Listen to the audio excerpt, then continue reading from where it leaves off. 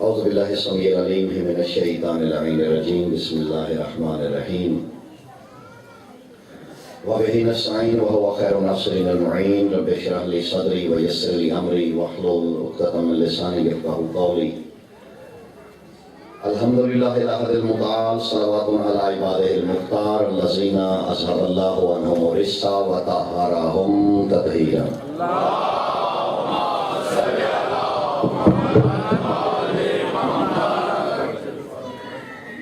اما بعد فقد قال سبحانہ وتعالی فی کتابہ المحکم بسم اللہ الرحمن الرحیم والضحی واللیل اذا سجی ما ودعک ربک وما قلی وللآخرۃ خیر لک من الاولی درود پر محمد وعلی بیت محمد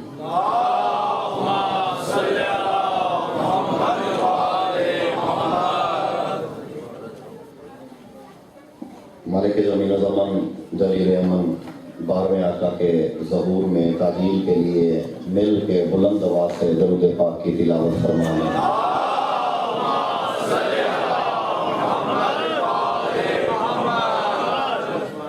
جو اپنے آپ کو 12ویں آقا کی رعیت سمجھتا ہے وہ مل کے سرکار کی سلامتی کے لیے بھی درود پاک کی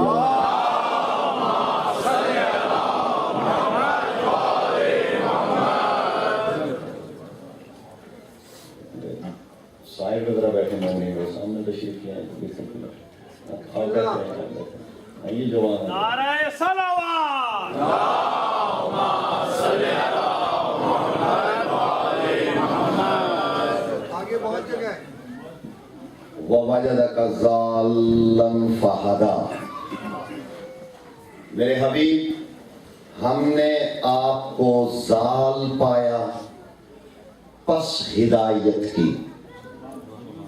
جو مسلسل ہمارے اس درس معرفت میں شریک سفر ہیں ان کو یاد ہے میں نے یوں سمجھے 4 دن صرف زمین بنائی ہے، ابھی بھی بات آگے تھوڑی شاید مشکل ہو جائے کیونکہ میں چھیڑنے وہ بات لگا ہوں کہ جو بخدا یہ ہے ملکہ شام کی دہلیز کی اڑتی ہوئی خاک کا صدقہ، لیکن بڑے بڑے علم کے دعوے داروں نے بھی کبھی جرت نہیں کی اس آیت کو موضوع بنانے کی۔ اس آیت کو آیہ موزلہ کہا جاتا ہے۔ موزلہ ان آیات کو کہا گیا ہے علم تفسیر میں کہ جہاں مفسرین کا قلم عاجز آ جائے، جہاں فکر دنگ رہ جائے، جہاں عقل پہ چھالے پڑ جائیں، ان آیات کو آیہ موزلہ کہا جاتا ہے۔ اور کچھ علماء ربانیین ایسے بھی ہیں اور یقیناً اس پہ علماء ربانیین نے بڑی بحث کی، بڑی بڑی علمی بحث کی۔ بس اسی خیرات میں سے تھوڑا سا میں بات شروع کرنے لگا ہوں اور اسے اتنا میں بڑھاتا جاؤں گا جتنا میرے احباب میرا ساتھ اس درس معرفت میں دیں گے۔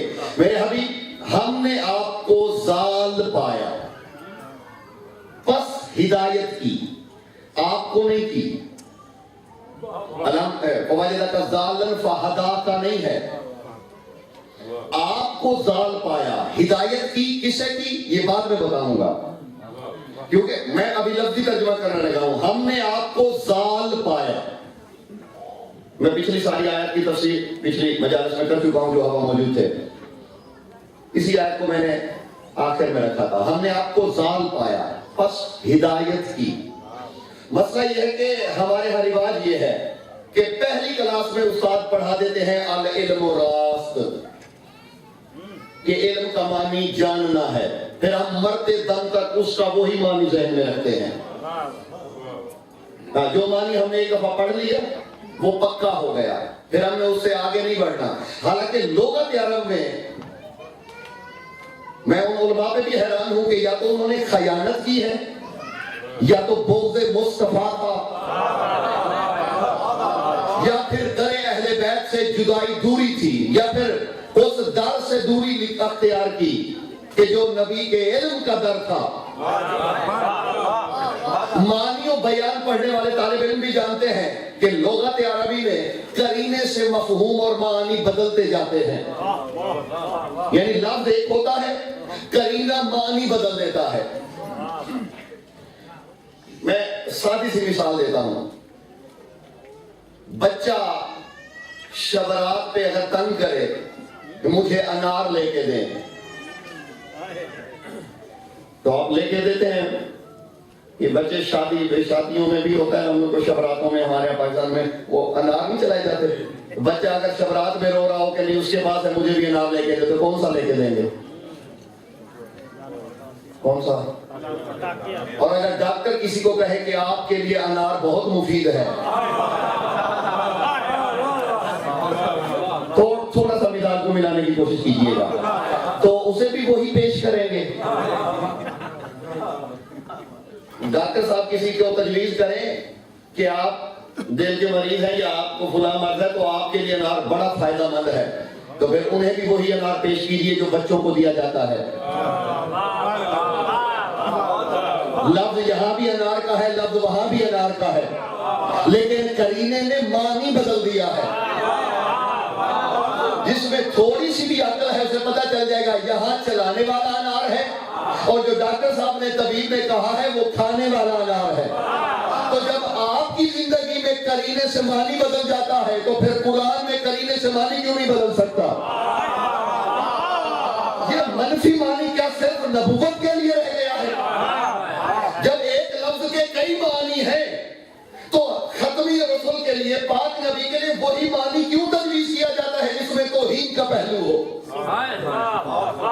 जो खुद गुमराह, तर्जुमा इसका किया गया है, ववजदका ज़ाल्लन फहदा सुम्मा माअज़ल्लाह नकले कुफ्र न बाशर। शिया में अली इब्न अबी तालिब अलैहिस्सलाम का ये अकीदा नहीं है। मैं वो तर्जुमा जो किया जाता है वो पहले करने लगा हूं। हबीब, हमने आपको गुमराह पाया, और जिसने बहुत ज्यादा दानिश दिखाई उसने तर्जुमा किया, हमने आपको गुमगश्ताए राह पाया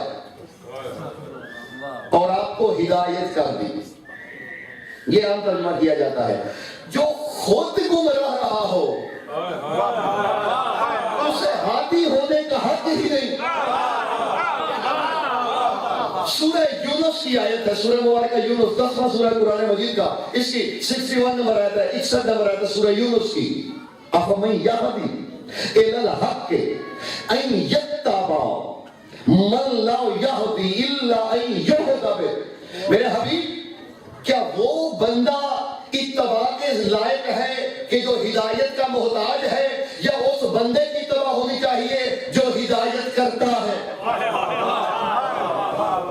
कुरान ने तो कानून बना दिया है कि जो मोहताज हिदायत हो वो इत्तबा का हकदार ही नहीं। और ये जानते हैं, ये तर्जुमों की बुनियाद पे अकीदे बनाए गए कि सरकार की जिंदगी के दो पहलू हैं, एक बशरी पहलू, एक नूरी पहलू, नबुव्वती पहलू। जब आप घर में होते हैं या निजी जिंदगी में होते हैं तो नबी होते हैं, और जब बाहर निकलते हैं तो रसूल होते हैं। यानी कभी रसूल होते हैं, कभी रसूल नहीं होते। और जब रसूल नहीं होते तो तब कभी कभी कोई ना कोई, जिन्होंने हस्बुना किताबुल्लाह कहा था ना, बखुदा अल्लाह ने क्यों कहा था? किताब को पढ़ा उन्होंने भी नहीं था, क्योंकि कुरान में अल्लाह ने हुक्म लगा दिया है, वमा मुहम्मदुन इल्ला रसूल। अल्लाह ने कहा कि ये मोहम्मद कुछ भी नहीं है, सिर्फ रसूल है। मोहम्मद सिर्फ अल्लाह का रसूल है, हर लम्हे में रसूल है, हर अंग में रसूल है, ये हर फेल में रसूल है। और कुरान ने बता दिया है, सूरह नजम में, ये तो अल्लाह की मर्जी के बगैर, वही के बगैर नुत्क नहीं करता। अगर कभी कभी ये बशर होता है तो क्या फिर नुत्क करता है वही के बिना? देखिए, लफ्ज वमा ये तकल्लम नहीं है, बोलने के लिए कलाम होता है ना, तकल्लम या तकल्लम इसी की दान है कि ये कलाम नहीं करता। वमा यंते को ये नुत्क ही नहीं करता। लुगत न शिया होती है न सुन्नी। घबरा तो नहीं है? अभी से घबरा गए, थोड़ा मुश्किल तो होगी।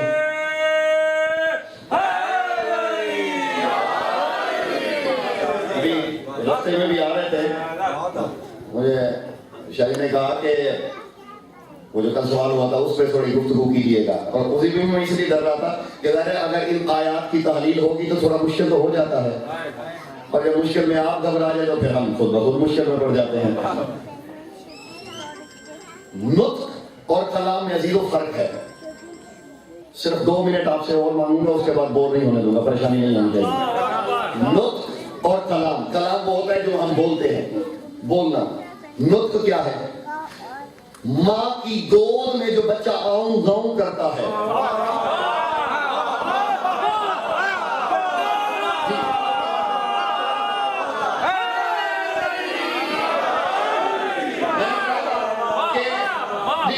लुगत है, वो शिया सुन्नी नहीं है, ना शिया है, ना सुन्नी, ना मुस्लिम, ना गैर मुस्लिम।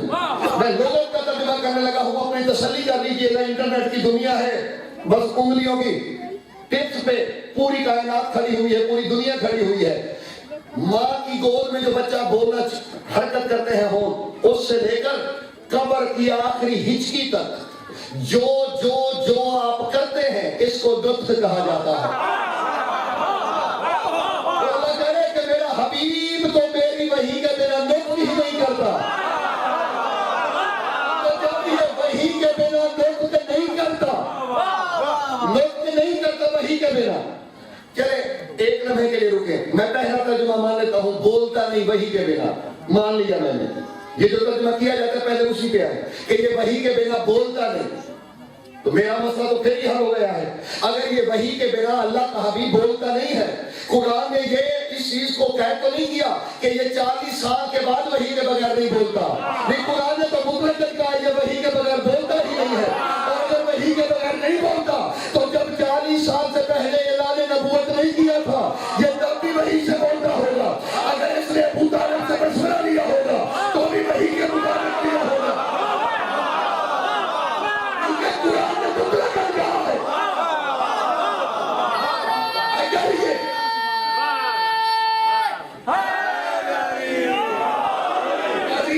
अगर ये वही के बिना नहीं बोलता तो फिर गुमराह कैसे हुआ? ये तो बोलता ही वही से है। कुरान ने कोई कह तो नहीं लगाई कि ये अब वही के बगैर नहीं बोलता।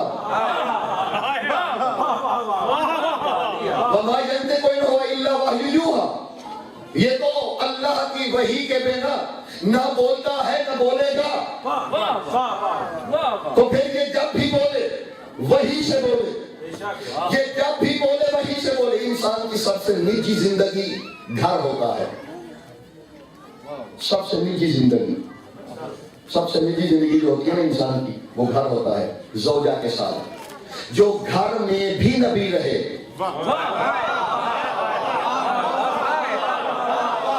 बुखारी शरीफ में रिवायत है, हजरत आयशा फरमाती है कि सरकार बिस्तर पे थे कि अचानक अपने चेहरे को ढांप लिया। मैंने पूछा क्या हुआ, तो सरकार चुप रहे। काफी देर के बाद बताया मुझ पे वही आ रही थी। लीजिए, जिसको बिस्तर पे वही आए,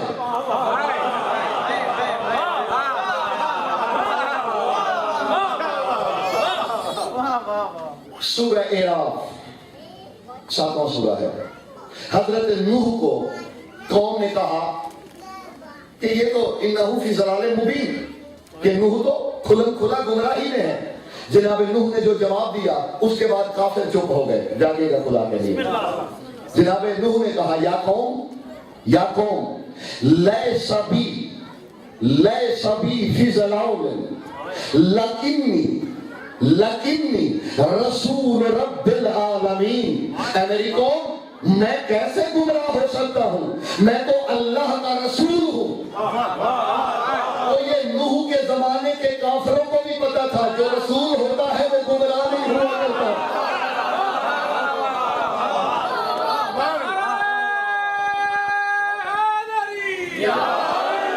सूरह यूसुफ 12वां सूरा, जरा जलाल के मानी देखते हैं। कुरान में जलाल किस चीज को कहा गया है?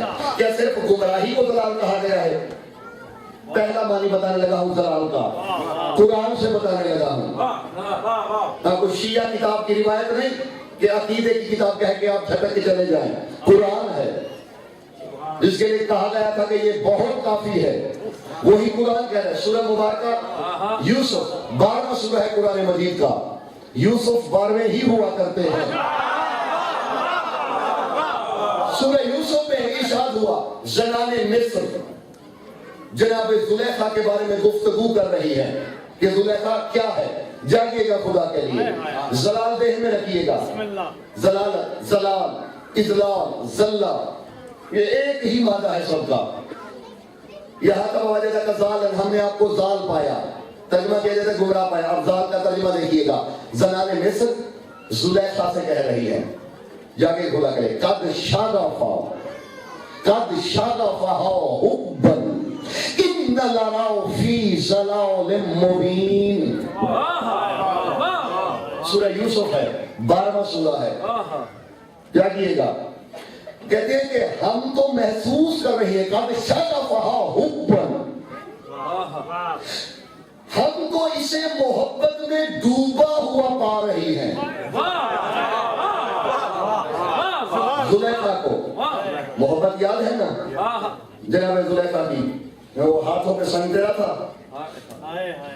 یہی ہے نا کہ وہ جناب یوسف جب سامنے سے گزرنے لگے تو ہوا کیا تھا, انہوں نے تانے دیے تھے کہ یوسف پہ عاشق ہو گئی ہیں آپ, ایمان اپنا ساری عزت کھو بیٹھی ہے, یہ مصر کی زوجہ ہیں. ایک غلام ہی تھا نا, تو ان کو بتانے کے لیے کہ یوسف غلام نہیں, تنیدوں کو حکم کیا کہ جب اس سامنے سے یوسف کو گزارنا, اور ان سب عورتوں کو کہا کہ تم اپنے ہاتھ پہ ایک سنترا رکھو, جب یوسف گزرے تو اسے اس سنترے کو کاٹ دینا. تو جب جناب یوسف کی جھلک پڑی تو سب نے اپنے اپنے ہاتھ کاٹ لیے. یوسف پہ نظر پڑی تو یوسف کو دیکھا, جھلک یوسف کی دیکھی اور اپنے ہاتھ کٹ گئے, اور ان کو محسوس بھی نہ ہوا, بعد میں پتا چلا.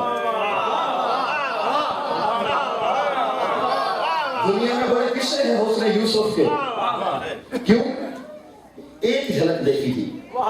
میں نے بڑی جستجو کی, بڑی تحقیق کی. یوسف کے حسن کے چرچے تو ملتے ہیں, جس کے صدقے میں یوسف بنا ہے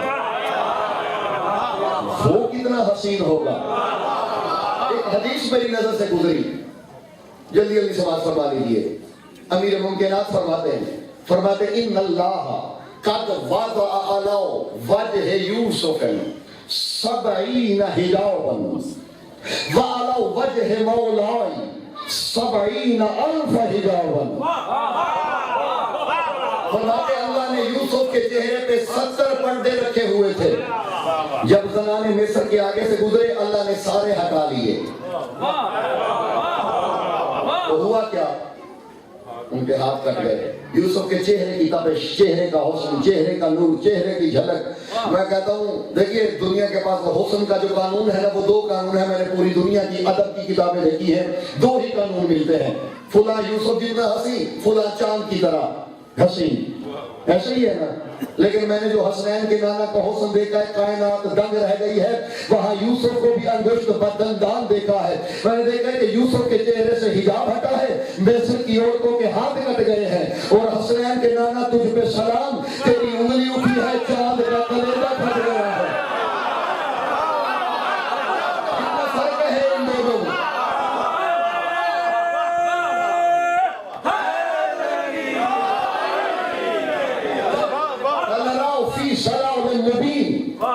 ہم تو تمہیں کھلم کھلا زلال میں پا رہی ہے. کیا مطلب؟ وہ مصر کی عورتیں جو خود گمراہ تھیں وہ زلیخا کو گمراہ کہہ رہی تھی. نہیں, زلالت تو وہ کسی کو تانا دیتا ہے جو خود ہدایت یافتہ ہو. تو جو زنان مصر خود کفر پہ تھی وہ زلیخا کو کہہ رہی تھی تو گمراہ ہو گئے. نہیں, ہم تو یہ دیکھ رہی ہیں کہ تو یوسف کی محبت میں ڈوب گئی ہے, اتنا ڈوبی ہے کہ تجھے خود بھی یاد نہیں رہا.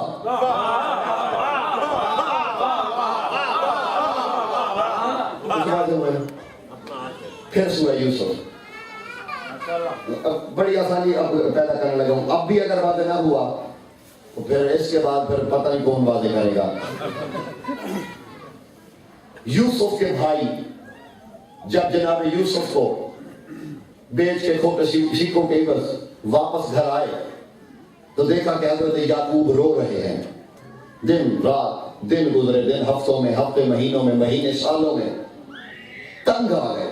سورہ یوسف آخر اپنے ایک دن باپ سے پوچھا کہ ہم 11 جو ہیں ایک کے لیے کیوں رو رہے ہو؟ تو جناب یوسف نے فرمایا اس لیے کہ تم 11 اسے ایک جیسے نہیں ہو۔ تو جب جلن محسوس ہوئی نا یوسف کے برادران کو، قرآن کی آیت سورہ یوسف کہہ رہی ہے قالوا تاللہ ہے انکا لفی ضلال قدیم۔ اس سے آسان میں آپ نہیں کر سکتا ضلال کا معنی۔ انہوں نے کہا کہ اللہ کی قسم، جانیے گا خدا کے لیے، اللہ کی قسم، قالوا تاللہ ہے، قرآن کی آیت ہے، اس کا مطلب ہے یوسف کے بھائی اللہ پہ ایمان رکھتے تھے۔ خدا کے لیے خود تھوڑا میرا ساتھ دو، قالوا تاللہ ہے، یہ شرعی قسم ہوتی ہے، سم واللہ باللہ ثم تاللہ، قالوا تاللہ ہے، اللہ کی قسم۔ وہ جب اللہ پہ بھی ایمان رکھتے تھے، یعقوب کو اپنے بابا کو نبی بھی مانتے تھے، نبی مانتے تھے تو تعبیر پہ عمل کیا کرتے تھے۔ کہتے قالوا تاللہ ہے، اللہ کی قسم، انکا لفی ضلال قدیم، تو بڑے قدیم زمانے سے ضلالت میں ہے۔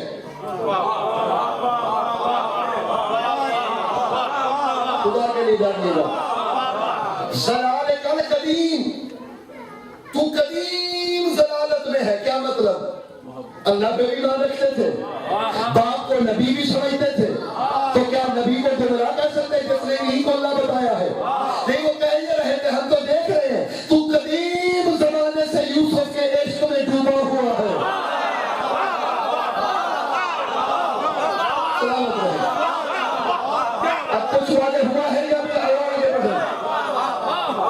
دیکھیے تمام مفسرین نے لکھا ہے کہ تانے دیتے تھے دن رات کہ یہ قدیم سے شروع سے ہی یوسف کے عشق میں مبتلا ہے، اسے کچھ دکھائی نہیں دیتا، رو رو کے آنکھوں کی بینائی کھو بیٹھا ہے، یہ قدیم زمانے سے یوسف کے عشق میں مبتلا ہے۔ تو ان 2 آیتوں اور 3 آیتوں نے بتایا کیا؟ جو جس سے محبت کرتا ہے وہ اس کی محبت میں گم ہو جاتا ہے۔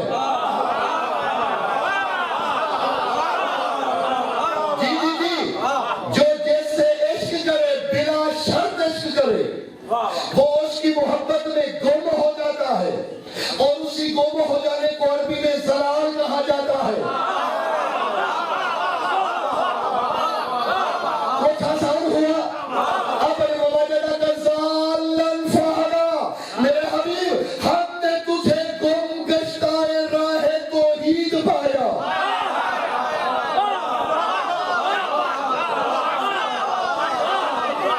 ہم نے تجھے توحید کے عشق میں ڈوبا ہوا پایا۔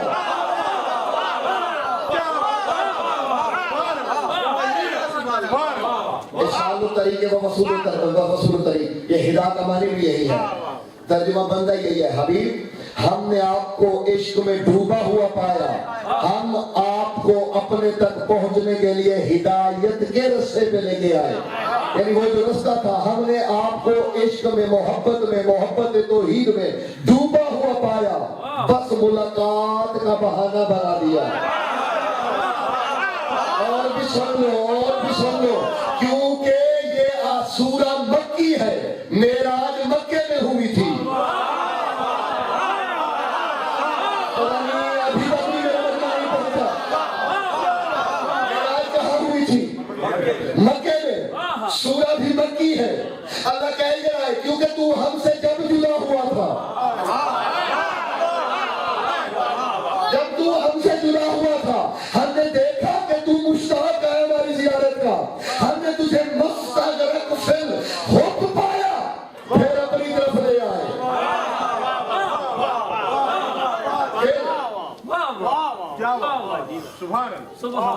مکے میں معراج ہوئی ہے۔ ویسے تو معراج کے لیے مختلف روایات ہیں، معراج جسمانی ہے، روحانی ہے، بس میں تو ایک جملہ کہا کرتا ہوں کہ جسم سے اگر روح نکل جائے اس کا نام موت ہے، معراج نہیں۔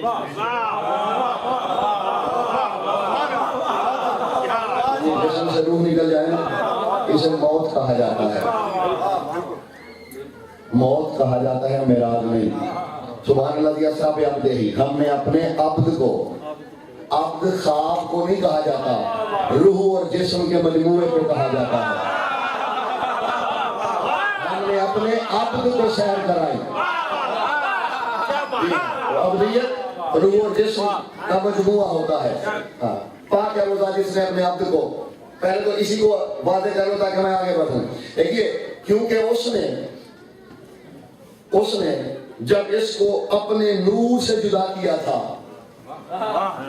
اس نے جب اس کو اپنے نور سے جدا کیا تھا تو صرف اداس یہ نہیں تھا، اداس وہ بھی تھا. اداسی صرف ایک طرف نہیں تھی، اداسی دونوں طرف تھی. اس لیے اسے تسلی دی. وَوَجَدَكَ ضَالًّا فَهَدَىٰ. میرے حبیب ہم جانتے ہیں کہ 40 برس ہو چکے ہم سے جدا ہوئے، ہم تجھے اپنی محبت کی شدت میں مبتلا دیکھ رہے ہیں، بس ہم جلدی تجھے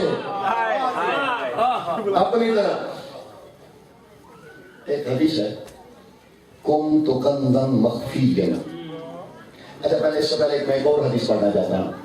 یہ حدیث جو میں آپ پڑھنے لگا ہوں یہ آپ سب کو آتی ہے، جسے یاد نہیں ہے مفہوم کا اسے بھی پتا ہے، میرا وعدہ ہے.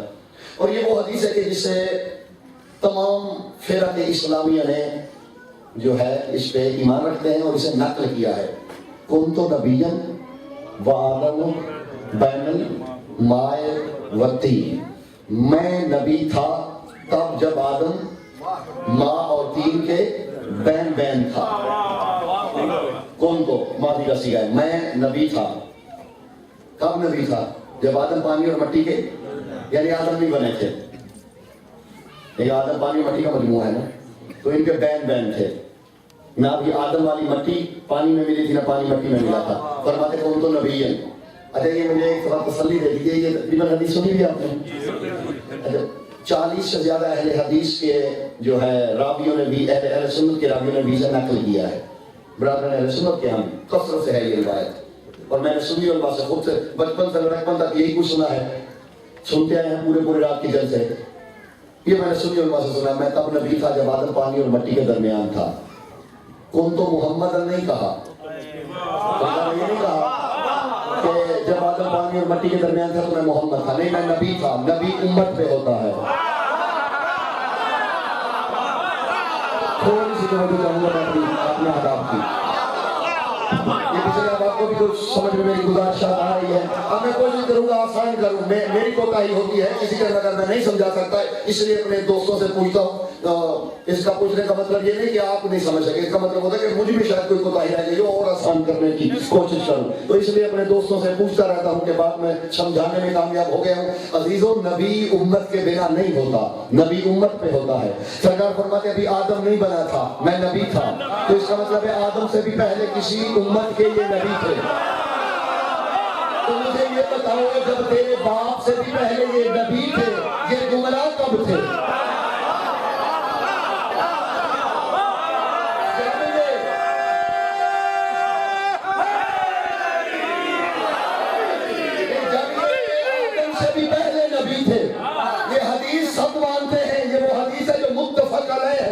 اور میں نے کیونکہ سرکار ختمی رسول کی ذات پہ گفتگو کرنی ہے، ان باقی مجالس میں بھی جو میں روایات پڑھوں گا وہ روایات وہی پڑھوں گا جن کا اہل سنت بھائیوں کی کتابوں میں حوالہ ہوگا، تاکہ حجت تمام لوگوں پہ ہو.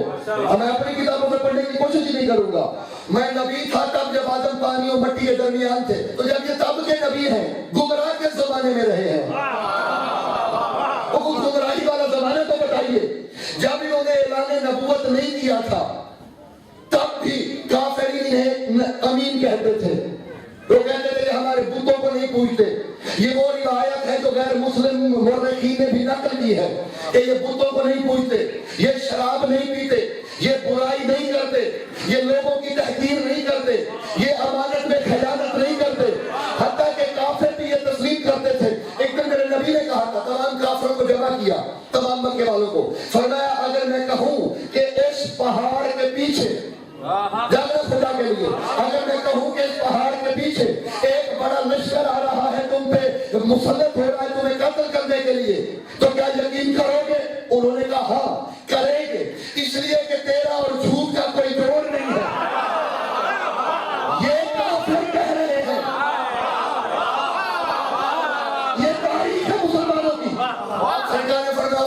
تم پہاڑ کی چوٹی پہ چڑھو اور پھر جا کے وہاں دیکھو کہ کوئی لشکر نہیں، پھر کیا کرو گے؟ انہوں نے کہا ہم یہی سمجھے گے ہم اندھے ہو گئے ہیں، تو جھوٹ نہیں بول سکتا۔ یہ ہے نبی جسے کافر گمراہ نہ مانے۔ کافروں نے کہا کہ آپ گمراہ نہیں ہو سکتے۔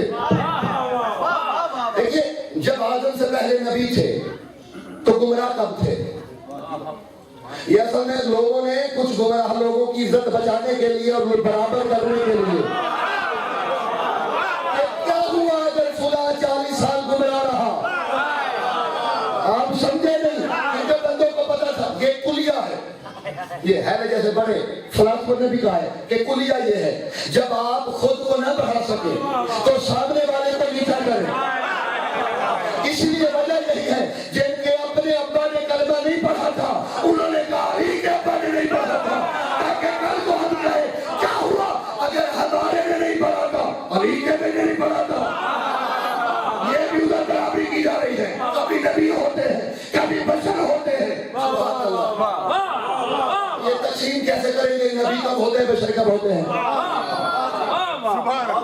کیا بات بھئی پہلے تو وہ متعین کرے نا، اب ہمیں کیسے پتا چلے گا اب یہ نبی کی حیثیت سے کہہ رہے ہیں، اب یہ بشر کی حیثیت سے کہہ رہے ہیں۔ واہ واہ واہ سبحان اللہ، بشر والا کوئی نقص نہیں تھا۔ آہا واہ واہ، حضرت عائشہ، حضرت عائشہ ام المومنین ہیں، جانتے ہیں نا حضرت عائشہ کا؟ دیکھیے حضرت عائشہ نبی کی زوجہ ہیں اور تاریخ میں لکھا ہوا ہے کہ ان کی بڑی عظمت تھی اور بہت بڑی حضرت تھی۔ تو میری گزارش سمجھ میں آئی ہے یا نہیں؟ تو دیکھیے گا یہ انہوں نے یہ برادران سنت کی کتابوں میں ہے، دیکھا کہ رسول روز روز صبح کے وقت آفتابہ اٹھا کے یہ کفل مدینہ پاکستان میں ہے نا ہمارے بھائی قادری بھائی، یہ ان کی چھوٹے چھوٹے پمفلٹ ہیں کفل مدینہ کے نام سے، شاید کسی کی نظروں سے گزرے ہو۔ یہ کفل مدینہ نمبر 47 سے پڑھ رہا ہوں میں، یہ مدینہ کا 47واں تالا ہے، یہ جس کتاب میں حوالے دینے لگا۔ ویسے اس کے علاوہ بڑی احادیث کی کتابوں میں بھی یہ درج ہے، لیکن میں اسی کے حوالے سے پڑھنے لگا ہوں۔ ان کا میں دیکھوں کہ ان میں بشر والی کون کون سی فطرت ہے، خدا کے لیے جاگیے گا، میرا تھوڑا سا ساتھ دیجیے گا۔ کہاں لائیں خدیجہ جیسی؟ تو انہوں نے کہا کہ میں جا کے چھپ گئی، جب سرکار آفتاب لے کے واپس آئے تو میں وہاں گئی، میں نے کہا دیکھوں، تو کہتی ہے ما ارا الا ریحن طیبۃ، مجھے وہاں سے خوشبو محسوس ہوئی جو بڑی پاکیزہ تھی۔ میں واپس آئی، میں نے کہا سردار یا رسول اللہ آپ میں تو کوئی بشر والی بات ہی نہیں ہے، ہم گئے تھے لیکن وہاں کچھ پایا نہ، جاگیے گا خدا کے لیے۔ وہ بڑی احتیاط سے حدیث پڑھنے لگا، روایت پڑھنے لگا ہوں۔ سرکار نے فرمایا عائشہ نحن معاشر الانبیاء لا یکون فینا وا یکون فی البشر، ہم انبیاء کا گروہ ہیں، جو بشر میں ہوتا ہے وہ ہم میں نہیں ہوتا۔ خدا کے لیے آگے سنیے گا، بات آگے سنیے گا۔ تو انہوں نے کہا یا رسول اللہ اگر آپ میں بشر والی احتیاط نہیں تو پھر یہ لوٹا پکڑ کے کیوں جاتے ہیں؟ فرمایا اگر ایسا نہ کریں تو عرب کے بدلوں کو تہذیب کون سکھائے گا؟ جانے خدا کے لیے اگر کبھی یہ بشر والا بسم اللہ آپ لگوائیں نارا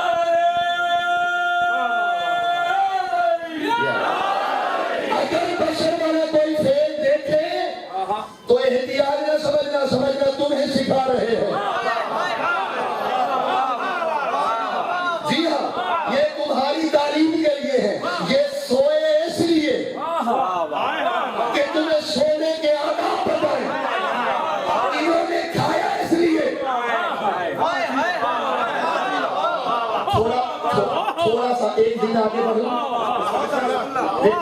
پہلے اعتماد کر لو، یہ ٹیسٹ بھی سمجھ لو، تاکہ آنے والی مجالس میں دیکھوں گا میں نے کچھ کہنا بھی ہے یا نہیں کہنا، ٹیسٹ بھی سمجھ لو۔ ایک بات کہنے لگا ہوں. افطاری کا وقت تھا, سرکار کا انتظار کر رہے تھے صحابی. سرکار نے کہا میرے صحابیوں میرا انتظار نہ کیا کرو, تم روز افطار کر لیا کرو. انہوں نے کہا سرکار کیوں؟ فرمایا لِأَنَّهُ أَبِيتُ لَيْلَةً عِندَ رَبِّي هُوَ يَسْقِينِي وَيُطْعِمُنِي. حوالہ میری ذمہ داری, چہرے پہ مجھے شکل نہیں نظر آنی چاہیے. جو بات کہوں گا حوالہ میری ذمہ داری ہے. فرماتے ہیں میرے صحابیوں تم کھا لیا کرو کیونکہ تم بشر ہو, تمہیں بھوک لگتی ہے, تمہیں پیاس لگتی ہے, تم نہیں جانتے. ابھی تو لیلۃ عند ربی هو یطعمنی ویسقینی, میں پوری رات اپنے رب کے پاس گزارتا ہوں. حدیث پوری سنیے گا, حدیث پوری سنیے گا. میری رات میرے رب کے یہاں گزرتی ہے. هو یطعمنی ویسقینی, مجھے کھلاتا بھی وہی ہے, مجھے پلاتا بھی وہی ہے. ایک پچھلے اب آپ پریشان بیٹھے ان کے لیے بات کرنے لگا ہوں. مجھے کھلائے بھی وہ, مجھے پلائے بھی وہ. جہاں وہ ہے نا وہاں مادہ نہیں, وہاں ناسود نہیں, نہ تو وہاں گندم ہے, نہ وہاں روٹی ہے, نہ وہاں جو ہے, نہ وہاں پانی ہے.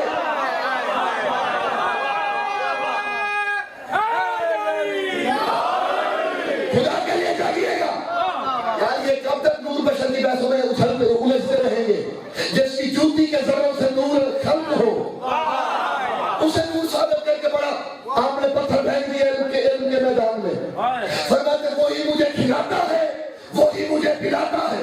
سرکار نہ تو وہاں پانی, وہ لاہوت ہے, وہاں ناسود کا تعلق نہیں.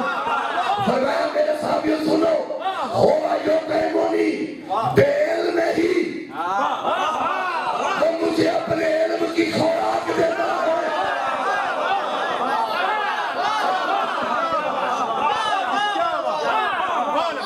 رکنا خدا کے لیے, وہ مجھے اپنے علم کی خوراک دیتا ہے. جاگیے گا خدا کے لیے.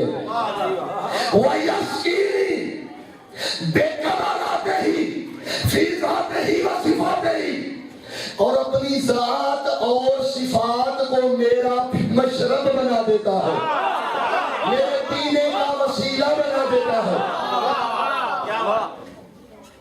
ڈاکٹروں سے پوچھئے گا, ڈاکٹر تشریف فرما ہوں گے کچھ نہ کچھ جو پڑھے لکھے اب آگے, ورنہ کسی اپنے ڈاکٹر سے پوچھ لیجیے گا.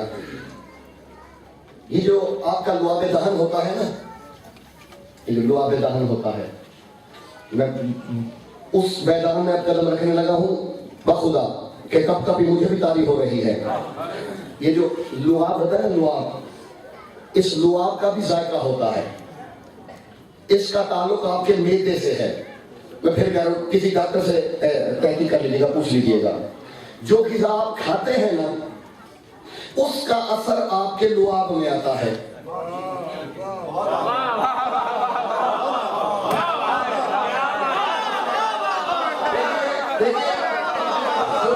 خوراک آپ کے معدے میں ہوگی,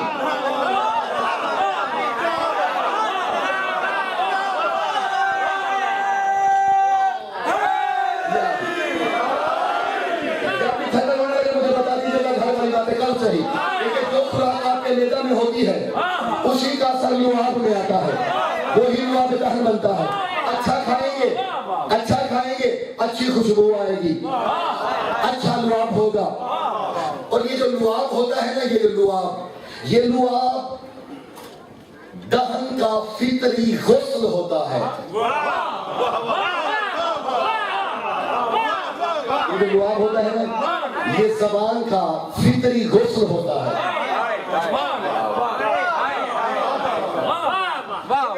اور ایک بار اور بھی جاننا خدا کے لیے, زبان مشرق کی بھی ہو تو پاک ہوتی ہے.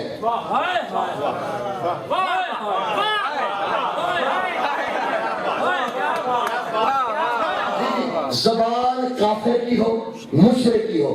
میرے پاس اس سے بڑی دلیل کیا دوں؟ اگر زبان ہی نجس ہے تو کلمہ کیسے پڑھے گا؟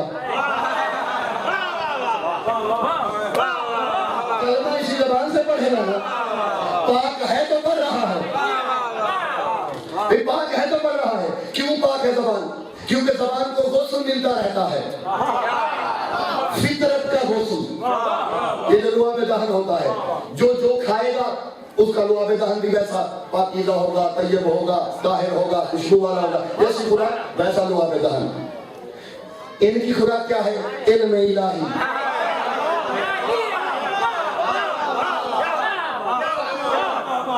میں بھی سوچتا تھا یہ علی کو لعاب دہن کیوں ڈالتے ہیں؟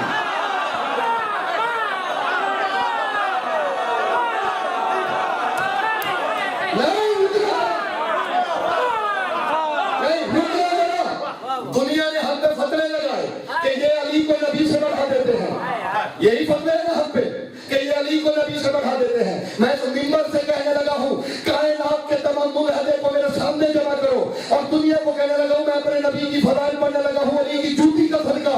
آؤ مجھے بتاؤ ہم نبی کو بڑھاتے ہیں یا علی کو؟ علی کی آنکھیں کیا ہیں؟ عین اللہ، خیبر یاد ہے جس کا لعاب عین اللہ کی آنکھوں کو چھپا دے۔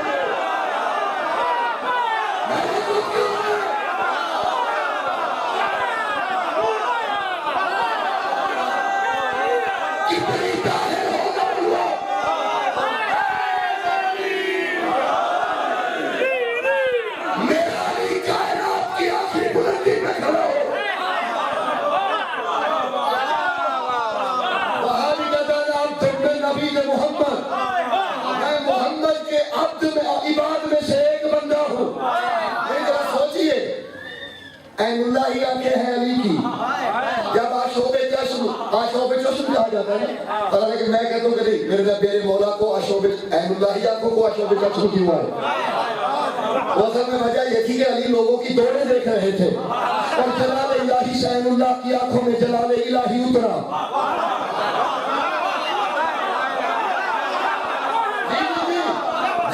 غیر سے آنکھیں سرخ ہوئی تو کیا کیا میرے نبی نے؟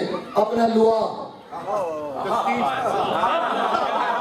بتاؤ زمانے والوں کو کہ علی کے نوکر نبوت کی شان یوں بتاتے ہیں، اور اس میں توہین نہیں، ہمارے ایک جگہ بڑا کہہ رہے ہیں توہین ہے یہ، معاذ اللہ۔ لعاب کو ہم عربی میں اپنی زبان میں تھوک کہتے ہیں۔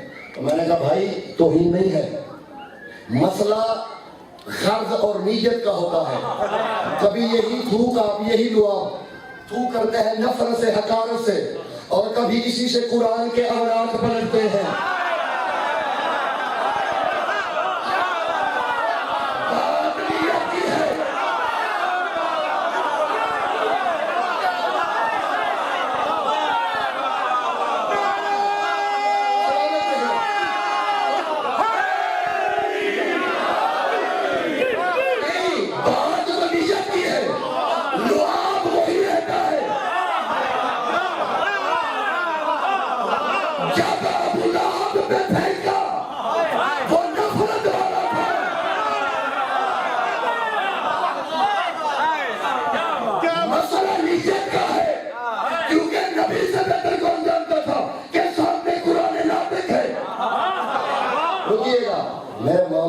میرے مولا علی کوفہ کے منبر پہ بیٹھے ہیں، فرماتے ہیں ایھا الناس صلونی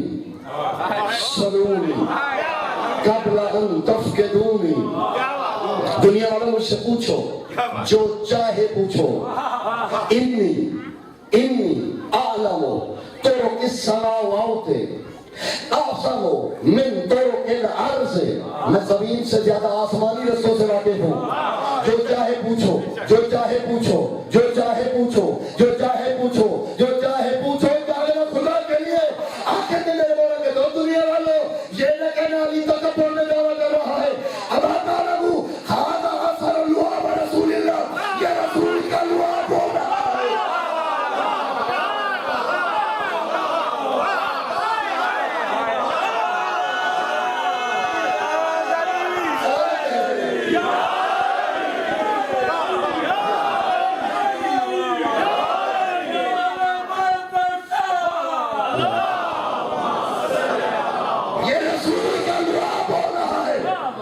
لعاب رسول کی تاثیر ہے۔ سبحان اللہ، سبحان اللہ، سبحان اللہ، سبحان اللہ، سبحان اللہ۔ وقت ہے ابھی نہیں، میں بتانے کا مقصد یہ ہے، یہ میں باتیں کر رہا ہوں اس وقت کی جب وقت بھی ابھی وقت نہیں ہوا تھا، جب یہ تب ایسے تھے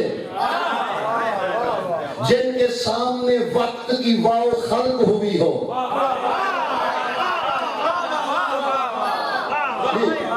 جب یہ تب ایسے تھے تو پھر یہاں کے کیسے زال ہو گئے۔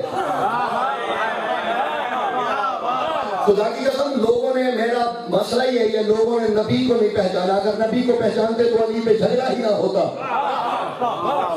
جب ہم نے نبی کو ہی بشر مان لیا اور وہ بھی اپنے جیسا، بڑے بھائی جیسا، شیعہ صحابہ کو نہیں مانتے، صحابہ کے احترام نہیں کرتے۔ میں کہا تم کرتے ہو سب تو ہی صحابہ کی بخدا، جو صحابہ کے احترام نہ کرے، میرے کل والا جملہ یاد ہوگا آپ کو، وہ شیعہ نہیں ہوتا۔ میں کہا آپ کرتے ہیں صحابہ کی توہین۔ وہ کہتے بھائی اگر نبی بڑے بھائی جیسا ہے تو صحابہ کس جیسا ہے؟ سبحان اللہ، نبی ہوئے بڑے بھائی جیسے، صحابی کا رتبہ کہاں گیا؟ توہین آپ کرتے ہیں، ہم کرتے ہیں۔ نبی جو بڑے بھائی جیسا ہوا تو صحابی کا رتبہ تو چھوٹے بھائی جیسا۔ چلے ہم سے ہو گئے برابر کے بھائی، بندہ کبھی ڈانٹ بھی لیتا ہے، کبھی ڈیبٹ بھی لیتا ہے، جھڑک بھی لیتا ہے، تو توہین تو آپ کر رہے ہیں۔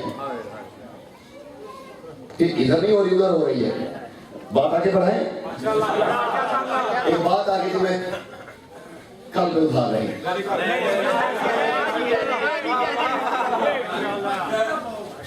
جابر بن عبداللہ انصاری۔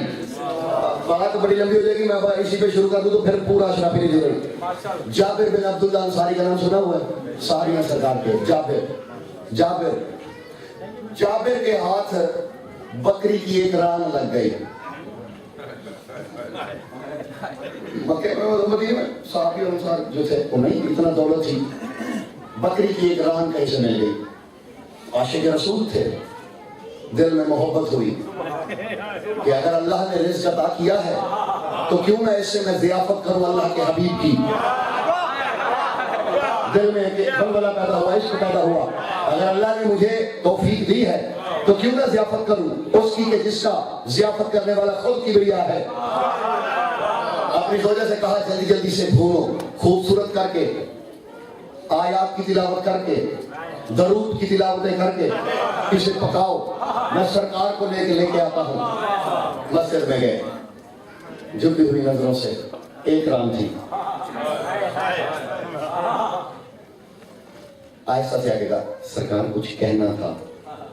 تو میں جا کر سب تیرے بھائی ہیں، کہہ دو جو کہنا ہے۔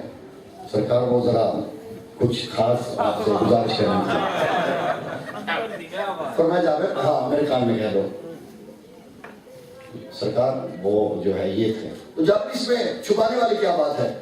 ٹھیک ہے ہم آ جائیں گے دعوت پہ، تم چلو گھر پہ، تم تیاری کرو، ہم آ رہے ہیں۔ جابر گھر پہ گیا، 40-50 صحابی بیٹھے تھے، سرکار اٹھے، فرمایا چلو آج جابر کے ہاں دعوت ہے۔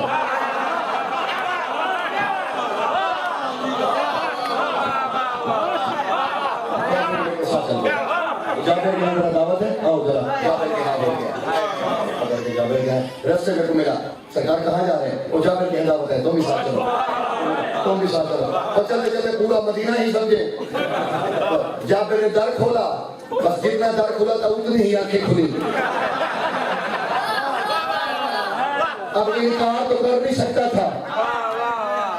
بسم اللہ سرکار، مرحبا، آئیے، مسرد بٹھایا۔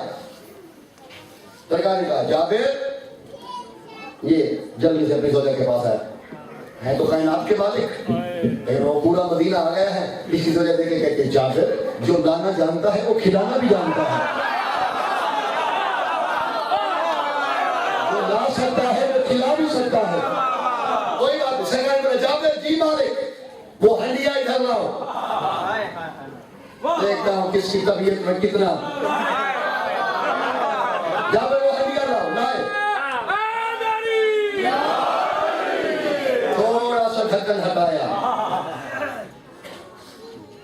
اپنا لعاب ہنڈیا میں ڈالا، ہاتھ میں درست ہے نا دوستوں کو، لعاب کراہت والا ہوتا ہے، لیکن کراہت اس کے لعاب میں ہوتی ہے جس کی غذا میں کراہت ہو، جس کی غذا علم الہی کی ہو، اس کے لعاب میں کراہت نہیں ہوتی۔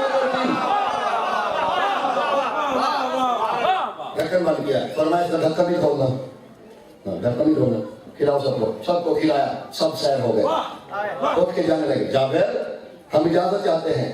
جی سردار، نوکر پہ احسان کیا، آپ تشریف لائے، اور فرمایا نہیں جابر ہم کریم بھی تو ہیں، آئے ہیں تو تمہیں کوئی تحفہ بھی تو لے کے جائیں گے، دے کے جائیں گے، ادھر ہنڈیا لاؤ، ہنڈیا لایا، سرکار نے پھر لعاب رکھا، بند کیا، جابر جابر اس کا ڈھکن نہ کھولنا اور قیامت تک تیری نسل اسی سے کھاتی رہے گی۔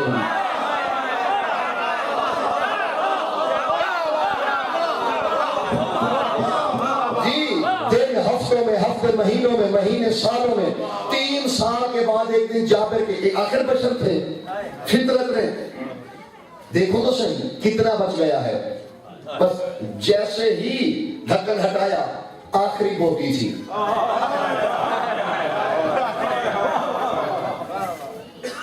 آئے سب دربار رسالت میں دور سے دیکھ کے نبی نے مسکرا کے فرمایا جابر جابر نبوت کے رازوں کو کھولا نہیں کرتے، اسرار حجت کو، جن کے لعاب میں یہ تاثیر ہو۔ اچھا ایک اور واقعہ بڑا مشہور ہے، ایک کنویں میں سرکار نے لعاب ڈالا، کنویں میں لعاب میٹھا ہو گیا، جس کا تھوک فطرت بدل دے،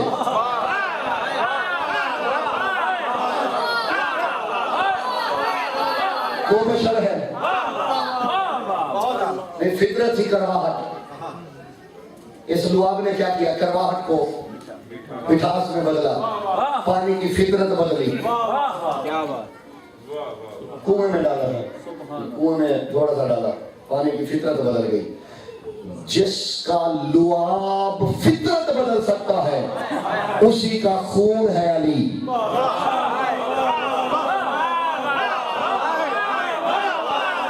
کچھ سمجھ میں آیا ہے؟ جس کا لعاب فطرت بدل سکتا ہے وہی نبی کہہ رہے یا علی لہو کا لہمی، دلو کا دلی، جسم کا جسمی، یا علی تیرا خون میرا خون، تیرا گوشت میرا گوشت، تیرا جسم میرا جسم۔ جس کا لعاب فطرت بدل دے اللہ جانے اس کا خون کیا کیا کر سکتا ہے۔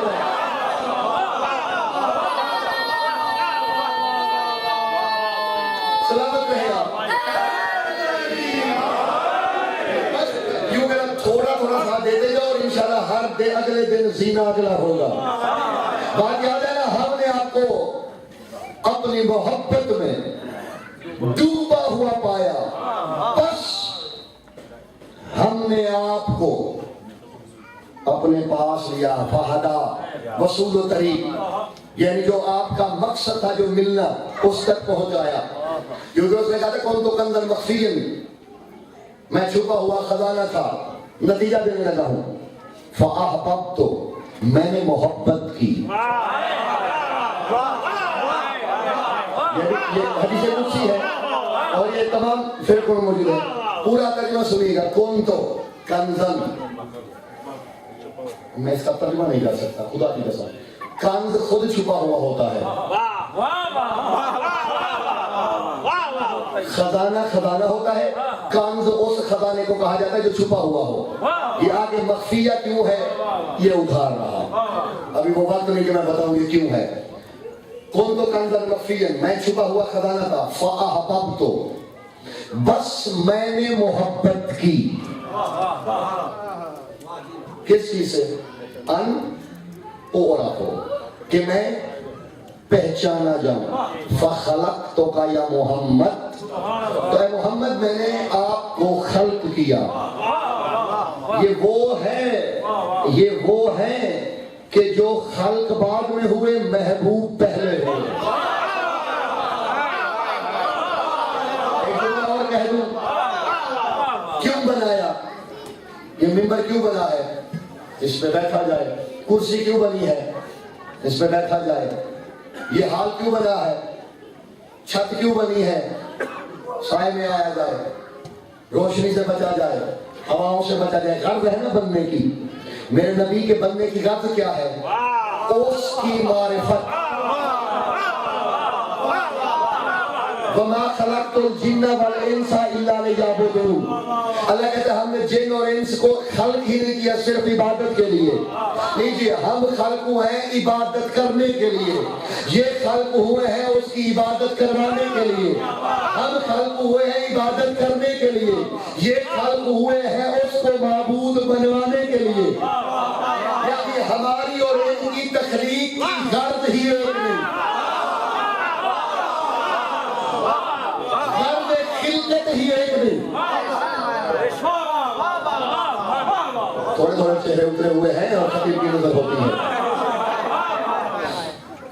جب غرض کی وجہ ہی خلق کی غرض ہی ایک نہیں تو پھر جن سے کیسے ہوئی، نو ایک کیسے ہوئی. کل انشاءاللہ اگلے دن پہ انشاءاللہ آپ کو لے کے چلیں گے. بس یہی سمیٹنے لگا ہوں. اس نے اسے خلق کیا تھا محبت کر کے. یہ اس ذات کو محمد کہتے ہیں کہ جسے بے دل بھی دل دے بیٹھے.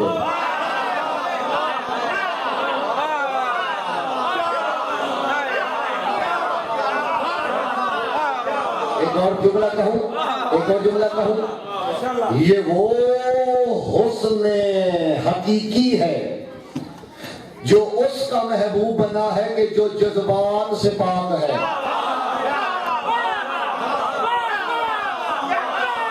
نہیں، محبت جذبات سے ہوتی ہے. اللہ کی صفت میں جذبات نام کی کوئی شے شامل نہیں. پھر بھی سے میں نے چاہا کہ میں پہچان نہ جاؤں محبت کی. پھر میں نے آپ کو خلق کیا. وہ جس نے خلق کیا تھا نا اس نے اپنے لیے کیا تھا. یہ کل بتاؤں گا کیسے کیا تھا. پھر کر کے تم پہ مہربانی کی، تم میں بھیج دیا. پھر اس نے دیکھا کہ اسے بھیج تو دیا ہے لیکن ہر وقت یہ میرے عشق میں رہتا ہے. پھر ہدایت کر کے اپنے پاس لے آیا. کیونکہ بھیج تو دیا لیکن ہر وقت مستغرق کے محبت پایا. وَجَدَكَ ضَالًّا فَهَدَىٰ. آپ کو مستغرق کے محبت پایا. بس جس کی محبت میں مستغرق تھے اس تک پہنچا دیا. اور میں نے زال کے معنی کے لیے کسی روایت کا سہارا نہیں لیا، میں نے آیات کا سہارا لیا ہے.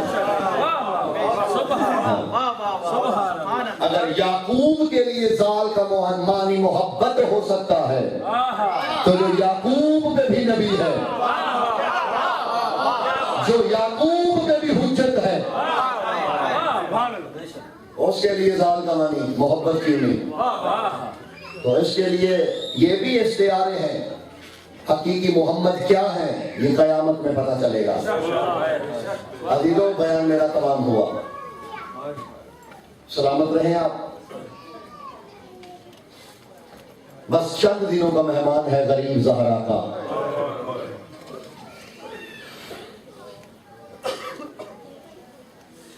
یہ وہ کریم ہے کہ کرم بھی اس کے سامنے عاجز آ گیا. بس مانتے جاؤ. اس قبیلے کے سامنے جب آؤ تو تسلیم کر لو. بس شک آیا نہیں، محرومیاں سامنے کھڑی ہوتی ہیں. جس نے لجام پکڑی تھی نا اسی کو اماں کے شاید اماں کے رومال کی اسی کے ماتھے پہ پٹی باندھی. وہ بطول کے جس کا حجاب وحدت تھا.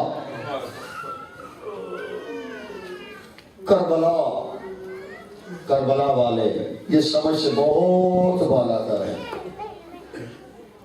کبھی کبھی ان میں ڈوب کے دیکھا کرو. کبھی کبھی حسین کے نوکروں میں ڈوبنے کی کوشش کرنا، تمہیں ایک اور جہان ملے گا. اسی لیے میرے مولا فرمایا کرتے تھے کہ لا اعلم،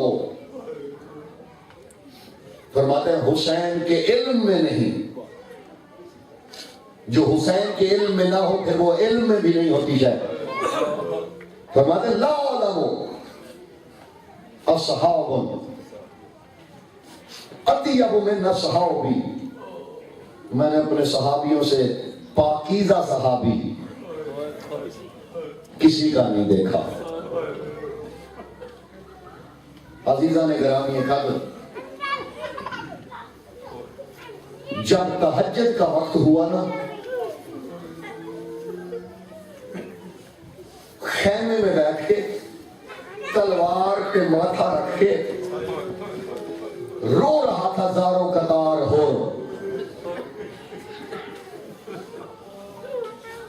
اس کی زوجہ آئی، اس نے آ کے کہا ہور تو رو رہا ہے، وہ دیکھ بطور کے بیٹے کے خیام سے الاتش کی سرائیں آ رہی ہے.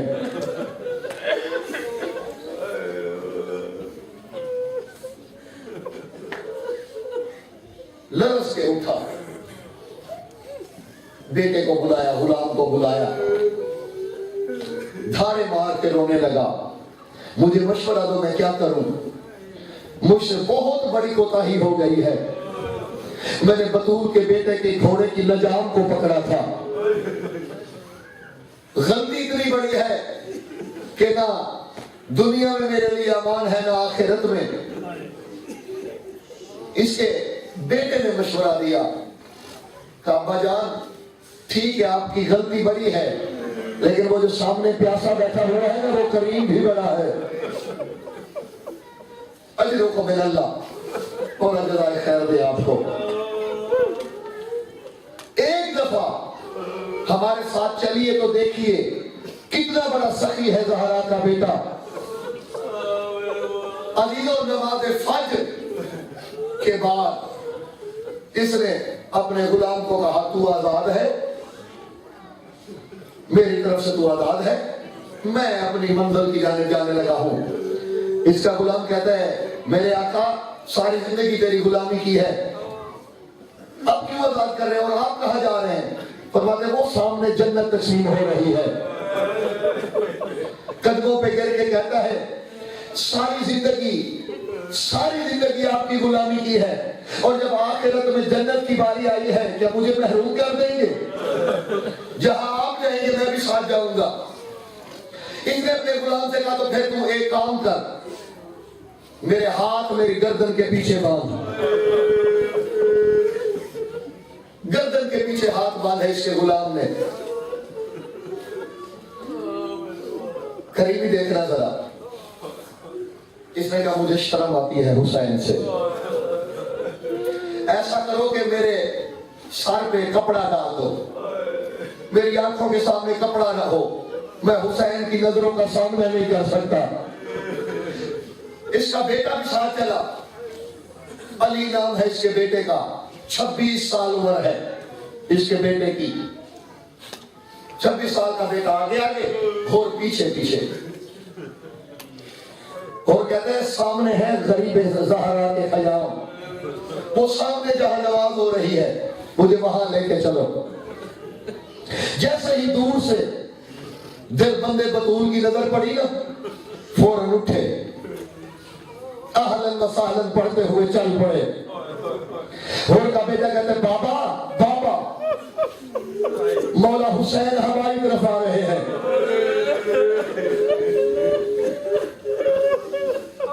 اس کے غلام نے بھی آنکھیں بند کر لی.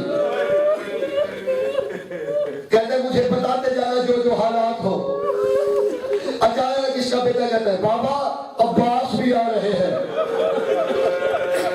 ہونے کا یقیناً عباس کا جلال حق پہ ہے حسین کی، جو گھوڑے کی لجام پکڑی تھی بدلہ لینے آ رہا ہے. سب کچھ جانے والے علی کے بیٹے عباس نے تلوار کھول کے ریت پہ رکھ دی، اپنا امامہ بھی سر سے اتار دیا. دیکھیں کہتے بابا جو لڑنے آتا ہے وہ تلواریں رکھ کے نہیں آتا. ابھی یہ بات چل رہی تھی، اس کے بیٹے کی آنکھوں سے آنسو نہیں بنے. کہتے بابا وہ قاسم بھی آ رہا ہے، بابا وہ اکبر آ رہا ہے.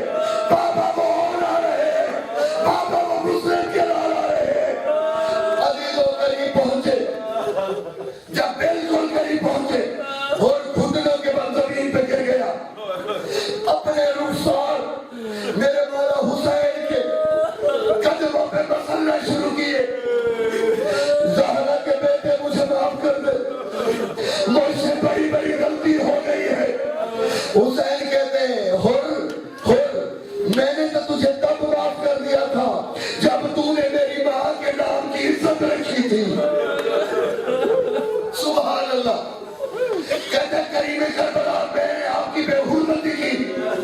فرمایا ہور تجھے یاد ہے نا جب میں نے کہا تھا ہور کیا تو نہیں جانتا میں بطول کا بیٹا ہوں, اور تو نے آنکھوں پہ ہاتھ رکھ لیے تھے, تبھی میں نے کہا تھا ہور کیونکہ تو نے میری ماں کی عزت کی ہے, جا میں نے تجھے معاف کیا.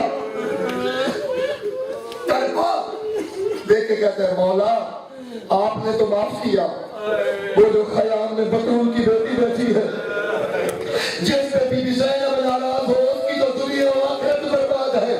اچانک خیمے پہ بی بی فضائی پھر کہتی ہے اور بی بی زینب کہہ رہی ہے میرے بھائی کو میرا سلام, میرے بھائی اور کا سلام. بات قریبی بطول کے بیٹے کی, بات قریبی علی کی بیٹی ہوگی.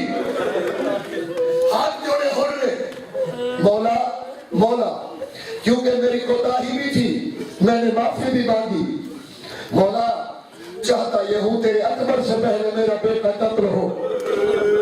میں نے ایک جملہ پڑھا ہے حساس لوگوں کے لیے, بس وہی جملہ ہی اسی جملے کے لیے میں نے اتنا مضمون پڑھا ہے. مولا پہلے میرا بیٹا.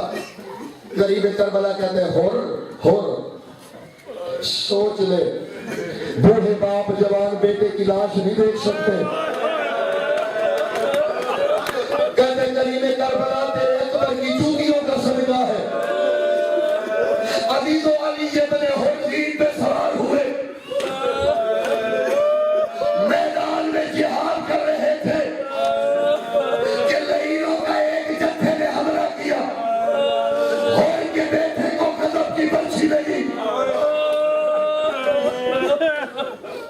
اس نے گرتے گرتے کہا بابا بابا مدد کرائیے. اور کوئی آمدہ نہیں تھا دیدو, بس کسی جملے کے لیے میں نے مسائل پڑھا ہے. وہ جنگ جو تھا زندگی میدان جنگ میں گزری ہے, جانتا تھا کہ میں نے کیسے بیٹے تک پہنچنا ہے, اگر نہ پہنچا تو کیا نقصان ہوگا. اور گھوڑے سے اترا بیٹے کی لاش کی جانب دوڑا. اچانک جب لاش کے قریب پہنچا اور کی چیخیں نکل گئی, دیکھا کیا اس کے بیٹے کا سر میرے مولا حسین کی گود میں پڑا ہے. وہیں سے اس نے ٹھکرے ریت میں دیکھے, آنکھوں سے آنسو جاری ہوئے. کریم کربلا بطول کے بیٹے, یہ تیرے غلام کا بیٹا تھا, یہ تیری کلیس کا بیٹا تھا, آپ نے تکلیف کیوں کی؟ فرمایا ہور میں امام بھی ہوں, میں حجت بھی ہوں. ہور بس یہ جملہ پڑھ کے میں چھوڑنے لگا ہوں حساس لوگوں کے لیے. ہور تو واپس چل, میں تیرے بیٹے کی لاش لے کے آتا ہوں. واہ غربت ہے غریب کربلا. ہور تو اسے تو چل, میں تیرے لال کو لے کے آتا ہوں. روکے کہتے مولا غلام کا بیٹا ہے, آپ تکلیف کیوں فرماتے ہیں؟ اچانک میرے مولا کی آنکھوں میں جلال آیا. اور تو جانتا نہیں میں حجت وقت ہوں, میں وارث شریعت ہوں, بانی شریعت کا لال ہوں. اور میں اتنا جانتا ہوں کہ شریعت مصطفیٰ میں باپ بیٹے کی لاشیں نہیں اٹھاتے. میں نے بات بھی اکھلے بات کر دی ہے, باپ بیٹے کی لاشیں نہیں اٹھاتے. میں کہتا ہوں مولا آپ تو اور کو یہ کہہ رہے, اللہ جانے جب اکبر کو پرچی لگی. اللہ لعنت اللہ علی القوم الظالمین. وَسَيَعْلَمُ الَّذِينَ ظَلَمُوا أَيَّ مُنقَلَبٍ يَنقَلِبُونَ. ماتم حسین. یا حسین یا حسین یا